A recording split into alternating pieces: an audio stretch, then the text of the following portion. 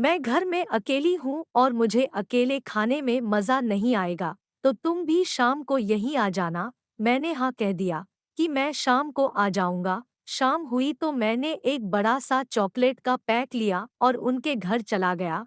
मैंने गेट की डोरबेल बजाई तो भाभी ने दरवाज़ा खोला। उस दिन भाभी ने रेड कलर का सूट पहना हुआ था। फिर हम दोनों अंदर आ गए।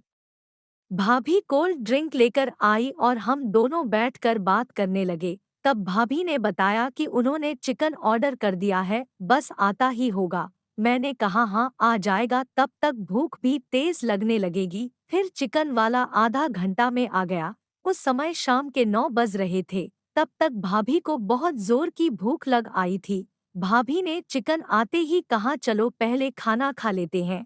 मैंने हाँ कहा। हम दोनों ने खाना खाया और उसके बाद मैं जाने लगा तो भाभी ने बोला कि अभी तो 9:30 ही बज रहे हैं। अभी से कमरे में जाकर क्या करोगे?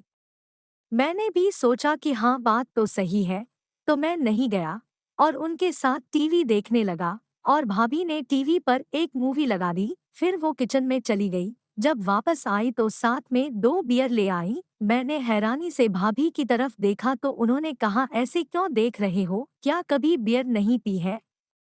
और मैंने सही में कभी नहीं पी थी, मगर भाभी के सामने मेरी बेइज्जती ना हो जाए, इसलिए मैंने भाभी के हाथ से बियर कैन लेकर कहा नहीं नहीं, वो मैंने आपके साथ पीने के बारे में यह सोचा ही नहीं था। तो भाभी ने स्माइल दी और बोली तो क्या क्या सोचा था मेरे बारे में? वो ये कहती हुई मेरे बाजू में सोफा पर आकर बैठ गई। सामने फिल्म चल रही थी। मैंने नाटक किया कि जैसे मुझे बियर पीने के बाद नशा चढ़ गया है। मैंने नाटक शुरू किया ही था कि इतने में भाभी ने मुझे पकड़ लिया। वो मेरी हालत को लेकर पूछने लगी। मैं चक्कर आने की एक्टिंग कर रहा था। तभी उन्हें न जाने क्या समझ में आया। उन्होंने मेरा वो पकड़ लिया। फिर वो मुझे वैसी नजरों से देखने लगी